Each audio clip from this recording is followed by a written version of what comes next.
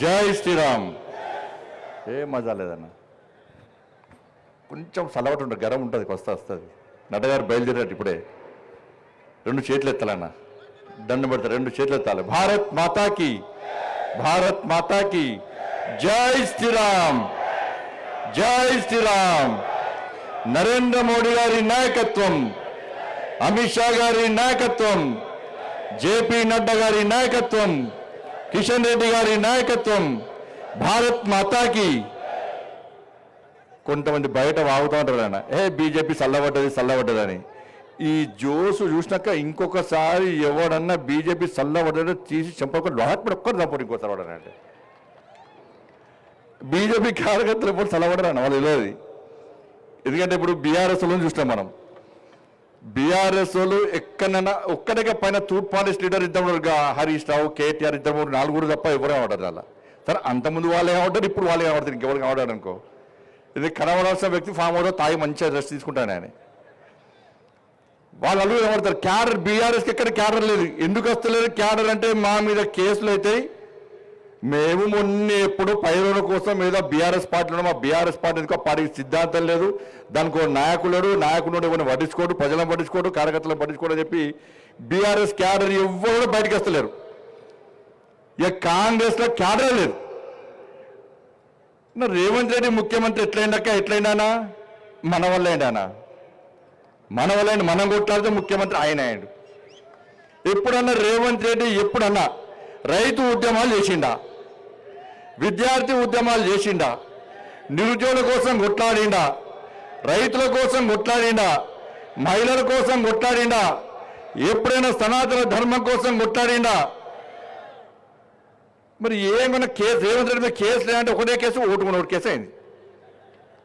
జైలుకి పోయినా అంటే దానిలో జైలుకి పోయాడు. కానీ ఈరోజు తెలంగాణ రాష్ట్రంలో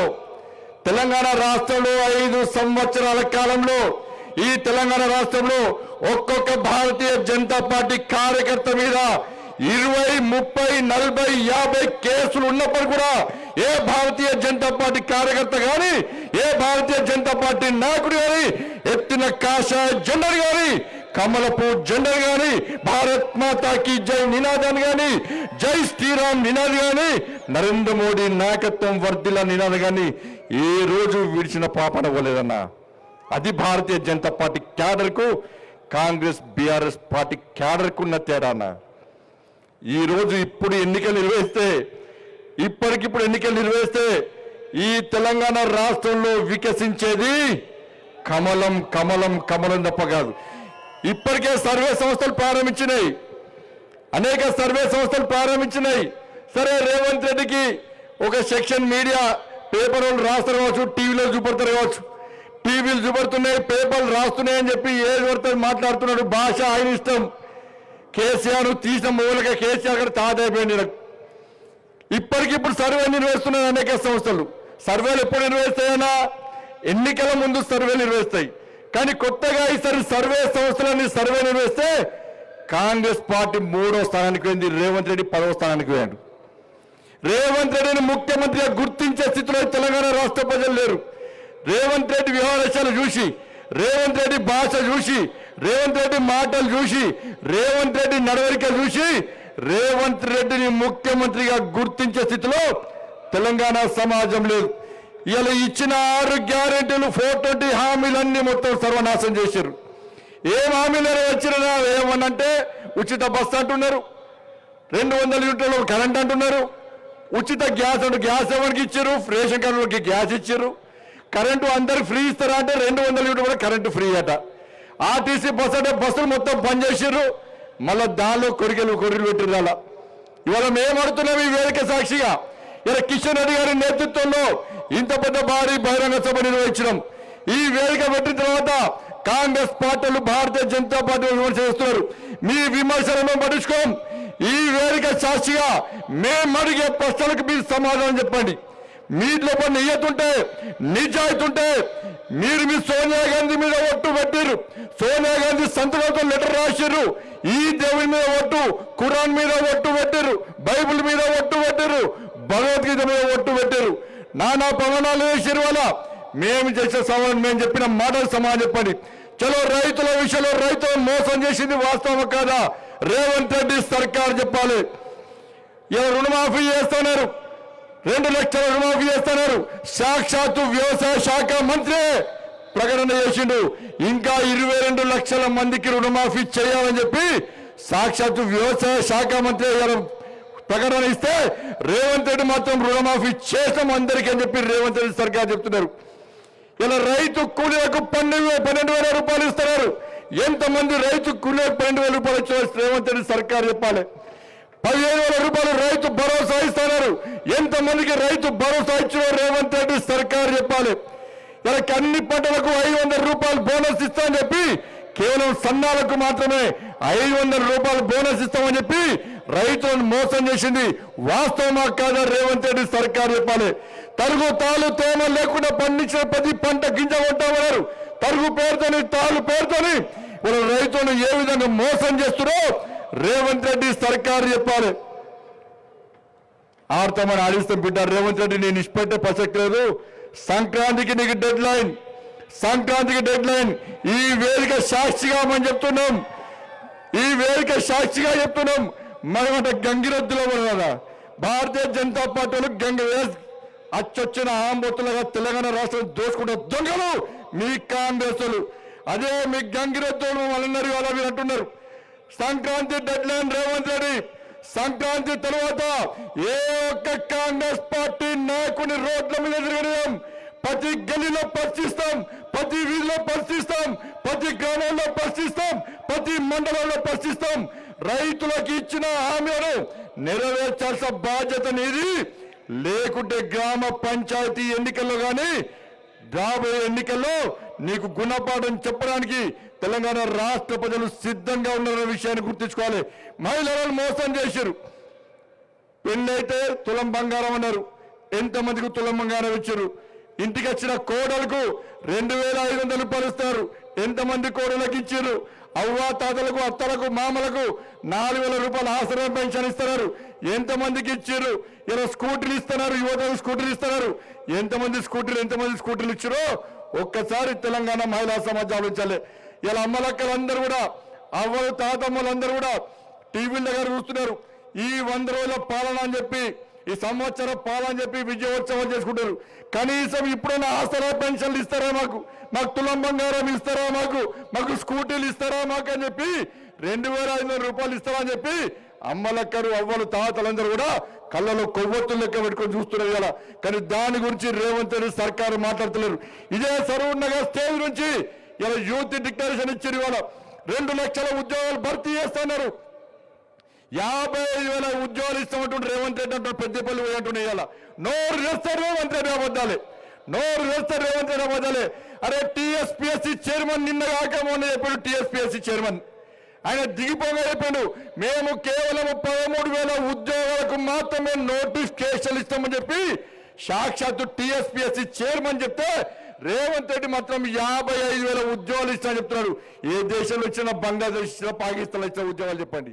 టీఎస్పీఎస్సీ చైర్మన్ చెప్తున్నాడు 13,000 ఉద్యోగాలు ఇస్తామని చెప్పి. నువ్వు డిఎస్సీ పెట్టినా కావచ్చు, డిఎస్సీ 12,000 మొత్తంగా తిప్పి కొడితే ఒక 20-23,000 మందికి ఉద్యోగాలు ఇచ్చి ఇలా 55,000 మందికి ఉద్యోగాలు ఇస్తా అని చెప్పి మోడీ సర్కారు ఎన్ని వేల ఉద్యోగాలు 10 లక్షల మందికి ఉద్యోగాలు ఇచ్చే ఘనత నరేంద్ర మోడీ ప్రభుత్వాన్ని. రోజ్గార్ మేళా పేరుతోని దేశవ్యాప్తంగా కేంద్ర ప్రభుత్వ ఉద్యోగాలు ఇచ్చే ఘనత నరేంద్ర మోడీ ప్రభుత్వాన్ని. ఎక్కడ పేపర్ లీక్ కాలే, ఎక్కడ పైరోల్ కాలే, డైరెక్ట్ వెహికల్ పెట్టి అపాయింట్మెంట్ ఆర్డర్స్ ఇచ్చిన ఘనత నరేంద్ర మోడీ ప్రభుత్వాన్ని.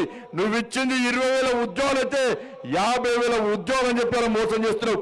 నిరుద్యోగ యువతకు 4,000 రూపాయలు నిరుద్యోగ వృత్తి ఇస్తున్నావు.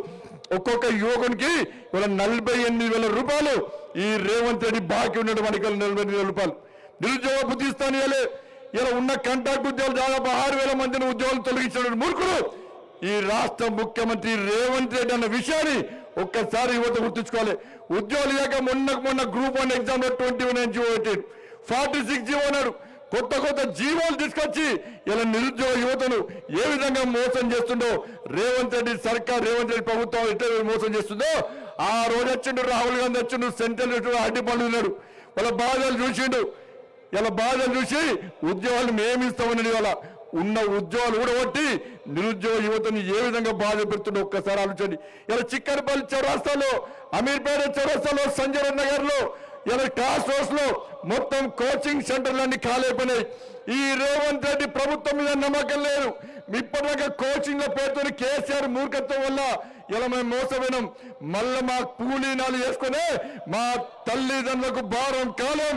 మాకు కోచింగ్ వద్దు, ఈ ఉద్యోగాలు మా నా బతుకులు సర్వనాశనం చేస్తుండ్రు రేవంత్ రెడ్డి అని ఇలా కనీసం కోచింగ్లు తీసుకోవడానికి కూడా విద్యార్థి యువత బాధపడుతుంటే ఒక్కసారి మనం అందరూ ఆలోచించాలి. ఏ విధంగా రేవంత్ రెడ్డి ప్రభుత్వం మీద ఈ తెలంగాణ రాష్ట్రంలో యువత ఆగ్రహంగా ఉన్నారు ఒక్కసారి ఆలోచించండి. ఇలా విద్యార్థులకు ఫీజు రియంబర్స్మెంట్ లేదు. ఫీజు రియంబర్స్మెంట్ లేకపోవడం వలన ఇలా యాజమాన్యాలు విద్యా సంస్థలు నడపకపోవడం వలన ఇలా విద్యార్థుల భవిష్యత్తు అంధకారంగా మారింది. 7,000 కోట్ల రూపాయలు ఇలా బకాయిలుంటే కనీసం ఒక్క పైసా ఇవ్వకూడదు. ఇలా పాఠశాలలు నడిచే పరిస్థితి లేదు. చాక్ పీస్లు, డస్టర్లు కూడా కొనే పరిస్థితి లేదు. ఉద్యోగ భర్తీలు చేస్తాడు, ఉపాధ్యాయ పోస్టులు భర్తీ చేస్తాడు, ఉపాధ్యాయ పోస్టులు భర్తీ చేయలే. ఇలా పాఠశాలలో కనీస సౌకర్యాలు లేవు. గురుకుల పాఠశాలలో ఎప్పుడు ఏ రోజు ఫుడ్ పాయిజనింగ్ సమస్య ఇబ్బంది వస్తుందని ఎదురు చూసే పరిస్థితి మన తెలంగాణ రాష్ట్రంలో వచ్చిందంటే ఒక్కసారి గురుకులాల పరిస్థితి ఏందో ఒక్కసారి ఆలోచన.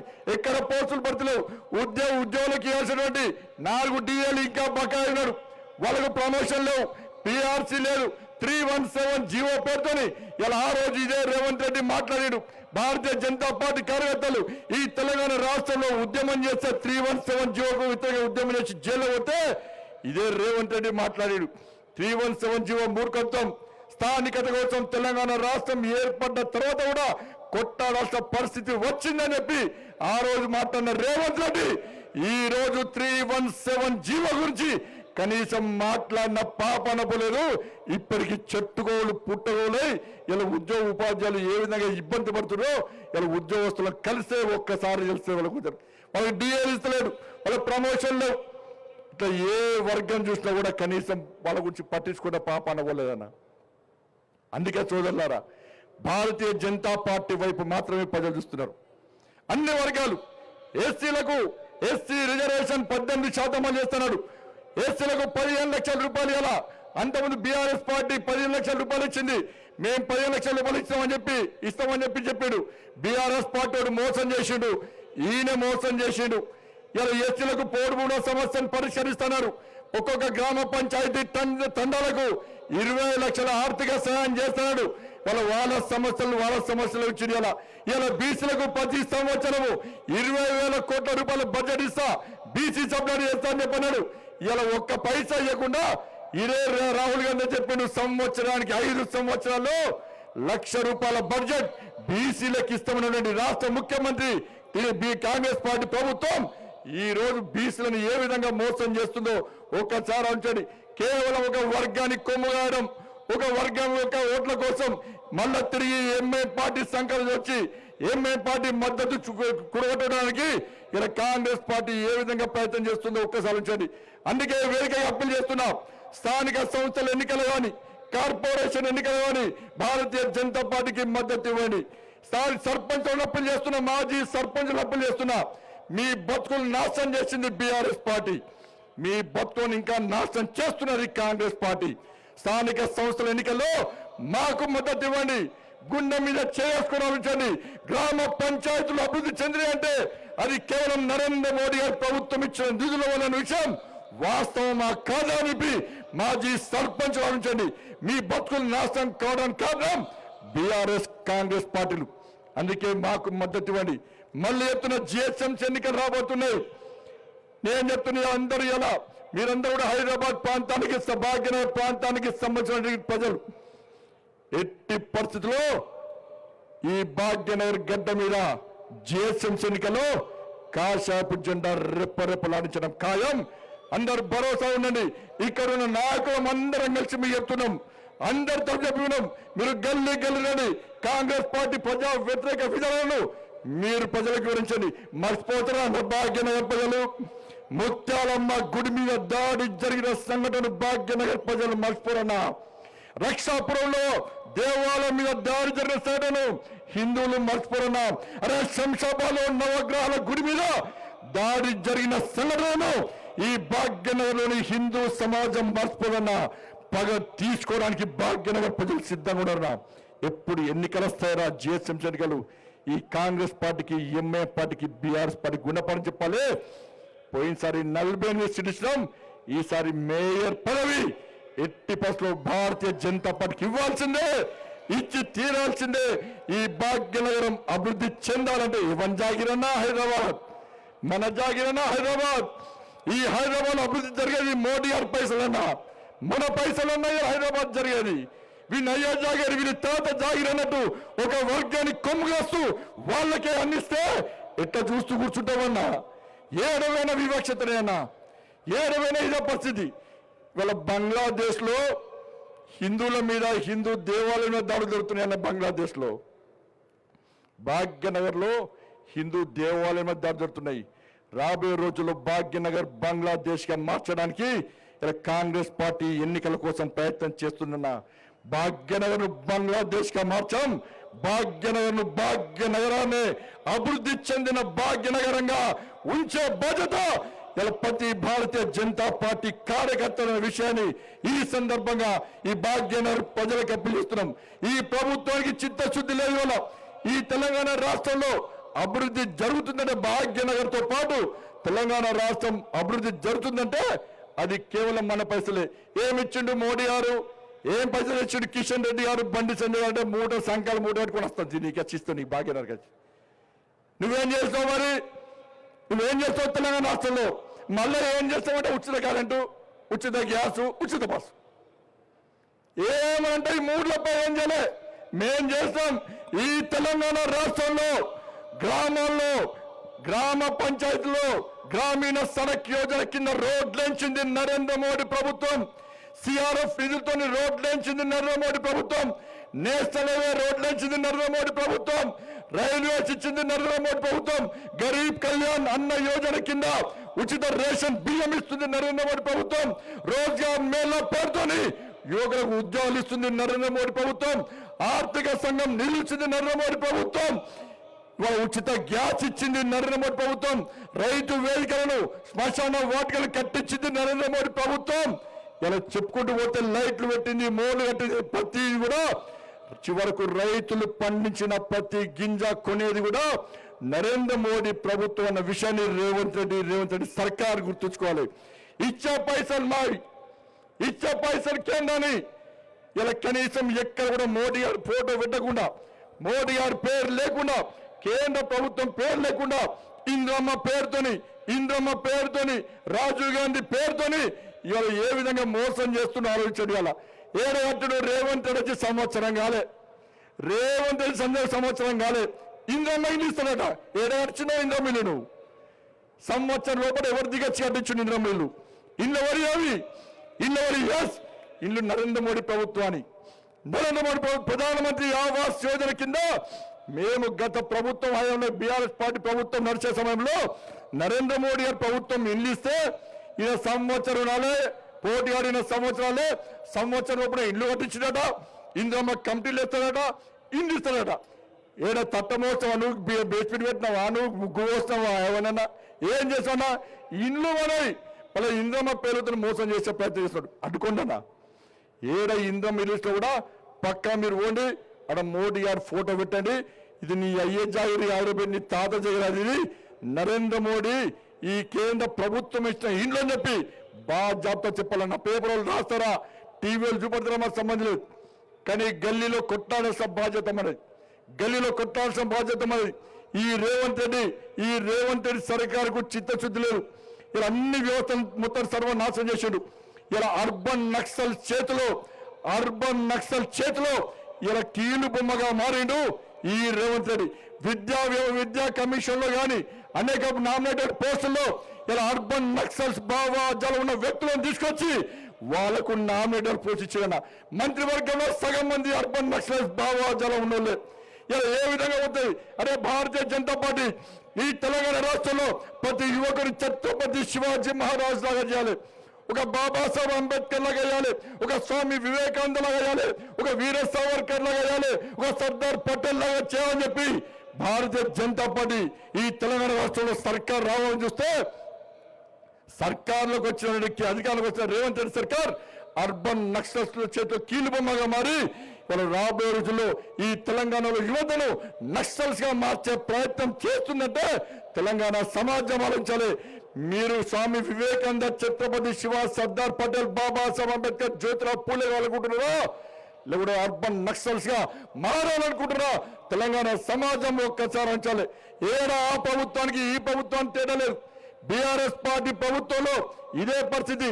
బీఆర్ఎస్ పార్టీ ప్రభుత్వంలో ఎవరైతే కొంతమంది అధికారులు ఇలా అడ్డగోలుగా పైసలు సంపాదించి కేసీఆర్ కుటుంబానికి మూటా ముళ్ళాపై చెప్పిరో అదే అధికారులు ఇలా ప్రధాన పోస్టుల్లో బీఆర్ఎస్ కాంగ్రెస్ పార్టీలో పనిచేస్తున్నారు.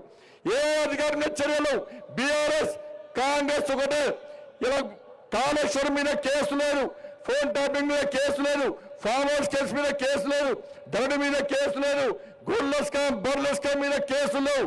ఇలా కేటీఆర్ అరెస్ట్ చేస్తున్నారు, కేసీఆర్ అరెస్ట్ చేస్తున్నాడు. అరెస్ట్ చేస్తాంటూ కేసీఆర్ ఢిల్లీ పోతున్నాడు, కాంగ్రెస్ వాళ్ళకి పైసలు ఇస్తున్నాడు, రేవంత్ రెడ్డి కుటుంబానికి రేవంత్ రెడ్డి పైసలు ఇస్తున్నాడు అన్న. వీళ్ళిద్దరు ఒకటే నా బీఆర్ఎస్ కాంగ్రెస్.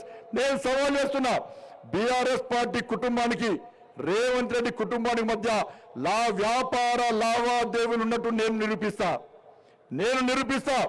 ఇలా సిద్ధమా? కాంగ్రెస్ పార్టీ వాళ్ళు ఇలా బీఆర్ఎస్ పార్టీలు చెప్పాలి, వాళ్ళిద్దరు ఒకటే. అందుకే వీళ్ళు కొట్టినట్టు చేయి, నేను ఏర్చోటి చేస్తుంటారు. ఈ తెలంగాణ రాష్ట్రంలో ఆర్కే సర్కార్ నడుస్తున్నది, రేవంత్ రెడ్డి కేటీఆర్ సర్కార్, రేవంత్ రెడ్డి కేసీఆర్ సర్కార్ నడుస్తుంది. కాబట్టి కాంగ్రెస్ పార్టీ కేసీఆర్ కుటుంబాన్ని ముట్టుకునే ప్రయత్నం చేస్తలేదు. ఇక చూడు అరెస్ట్ చేస్తాం అంటున్నారు. ఎక్కడ అరెస్ట్ పాపాలు? కాబట్టి వాస్తవం ఉంచండి. ఈ తెలంగాణ రాష్ట్రంలో ప్రజలందరూ ఎదురు చూస్తున్నారు. ఎప్పుడు గ్రామ పంచాయతీ ఎన్నికలు వస్తాయి, ఎప్పుడు ఎన్నికలు వస్తే మేము మొన్న పొరపాటు చేస్తాం, ఇట్టే ఓటు అటేస్తాం. ఈసారి ఆ పొరపాటు గ్రహించాం కాబట్టి పార్లమెంట్ ఎన్నికల్లో బీఆర్ఎస్ పార్టీని అడ్రస్ లేకుండా చేసి భారతీయ జనతా పార్టీని 8 స్థానాల్లో గెలిపిస్తామని చెప్పి ఈ రోజు ప్రజలు భావించారు. కాబట్టి మనకు 8 స్థానాల్లో 8 పార్లమెంట్ సభ్యులుగా మనల్ని గెలిపించిన విషయాన్ని ఒక్కసారి మనం అందరూ గుర్తుంచుకోవాలి. అందుకే కార్యకర్తలందరూ కూడా ఈ సంక్రాంతి వరకు డెడ్ లైన్, ఈ సంక్రాంతి తర్వాత ఎట్టి పరిస్థితుల్లో కాంగ్రెస్ పార్టీ నాయకులు రోడ్ల మీద తిరిగే పరిస్థితి లేదు. మనమే కాదు, ఇలా ప్రజలు కూడా ఆలోచిస్తున్నారు. కాంగ్రెస్ పార్టీ నాకు నేను చెప్తున్నా, ఇలా రేవంత్ రెడ్డికి ధైర్యం దమ్ముంటే నీ పోలీసులను పక్క పెట్టి ఇలా మా కిషన్ రెడ్డి గారు వస్తారు, నువ్వు రా, చలో పాదయాత్రకు సిద్ధం. ఏ గల్లీలు తిరుగుదాం, నువ్వు ఇచ్చిన 6 గ్యారెంటీలు 420 హామీలను ఏ విధంగా అమలు చేస్తావా లేదా ఇలా నిరూపించడానికి మేము సిద్ధం, నువ్వు సిద్ధమా అని చెప్పి ఈ రోజు మనం చేస్తున్నాం.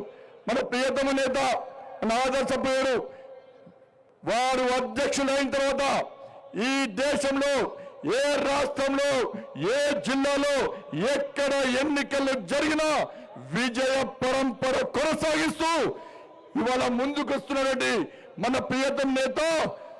మొన్ననే దేశ ఆర్థిక రాజధాని అయిన మహారాష్ట్రలో కూడా శ్రీ జేపీ నడ్డా గారి నేతృత్వంలో విజయ డంకం మోగించి కాషాయపు జెండాను రెప్పరెప్పలాడి ప్రదేశంలో మన జాతీయ అధ్యక్షుడు శ్రీ జేపీ నడ్డా గారికి సవినయంగా హృదయపూర్వకంగా స్వాగతం పలుకుతూ అందరూ లేచి నిలబడి ఒక్కసారి గట్టిగా వారికి స్వాగతం పలికి కలిసి భారత్ మాతాకి, భారత్ మాతాకి. జేపీ నడ్డా గారి నాయకత్వం, జేపీ నడ్డా గారి నాయకత్వం, గారి నాయకత్వం.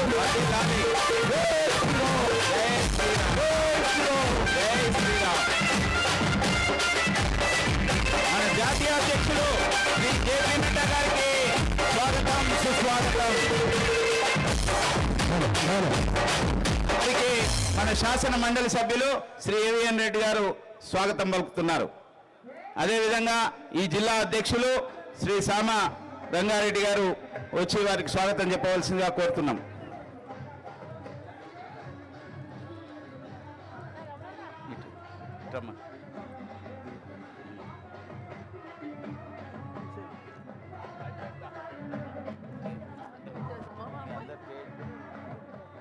పరిపాలన తక్కువయ్యనా ముఖ్యమంత్రి పాపాలే ఎక్కువయ్యనా పరిపాలన తక్కువయ్యను ముఖ్యమంత్రి పాపాలే ఎక్కువయ్యను